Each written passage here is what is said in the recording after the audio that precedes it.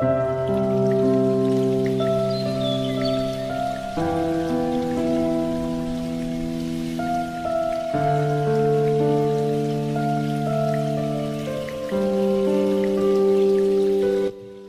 pagi Bapak Ibu Saudara-saudari yang terkasih dalam Tuhan kita Yesus Kristus.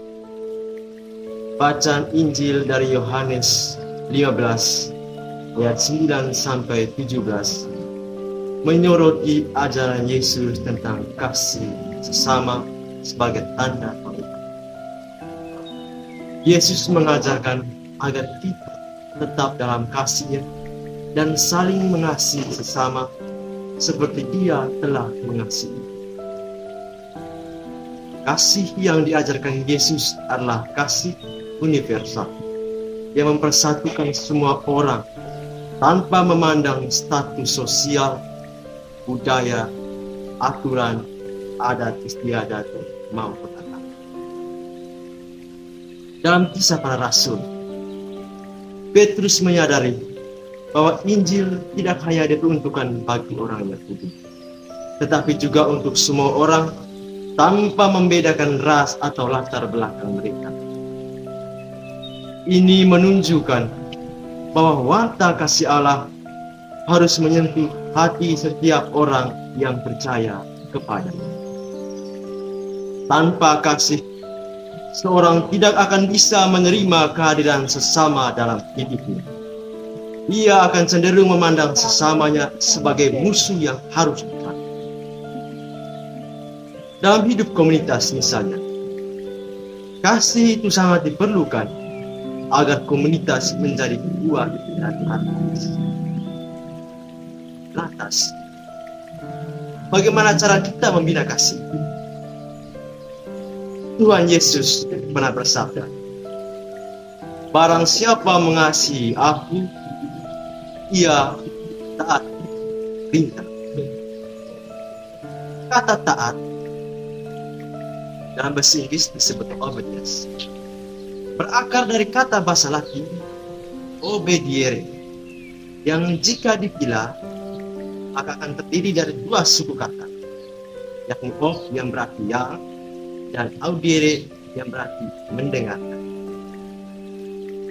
Jadi secara etimologis, obediere berarti orang yang mendengarkan. Bisa dikatakan lagi, orang yang taat adalah orang yang mampu mendengar. Jika kita menghubungkannya dengan kasih, maka kita dapat menyimpulkan bahwa orang yang mengasihi adalah orang yang mampu mendengar sesama.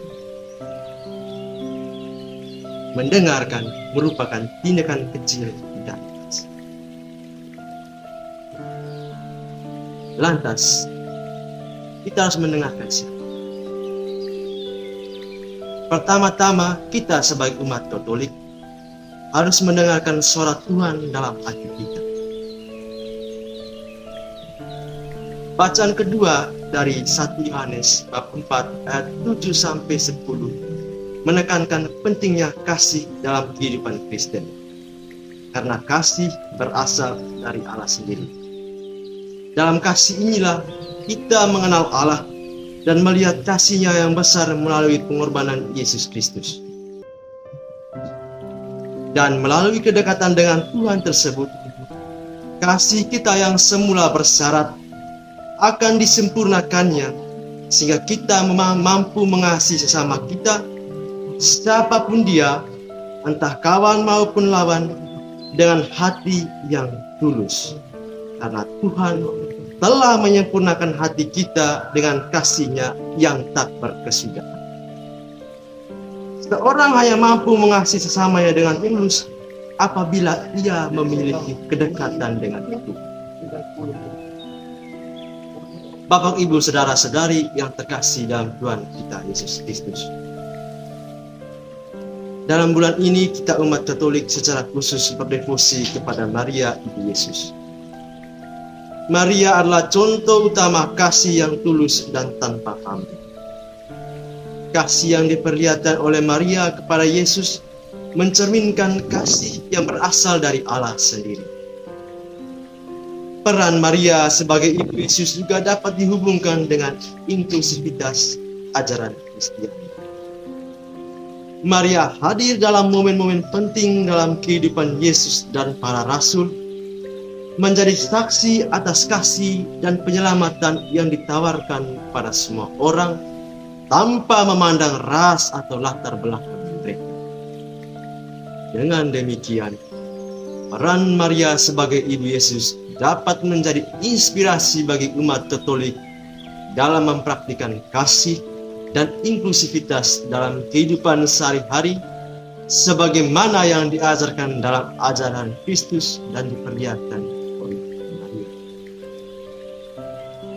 Teladan hidup Maria menunjukkan kepada kita bahwa dengan kedekatan sama Tuhan, kita dimampukan untuk mengasihi sesama kita dengan tulus dan dimampukan untuk menjalankan setiap tugas kita dengan bertanggung jawab.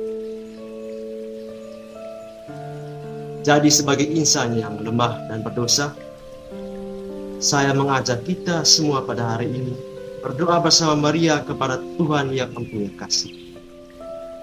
Tuhan, tambahkanlah kasih-Ku dengan kasih-Mu, agar aku mampu mengasihi Engkau dan sesamaku lebih dari aku mencintai diriku sendiri. Dan ubahlah diriku menjadi diri-Mu, agar aku boleh hidup di dalam Dikau dan untuk Dikau saja, dan semoga melaksanakan kehendak-Mu adalah kebahagiaanku di dunia. Amin.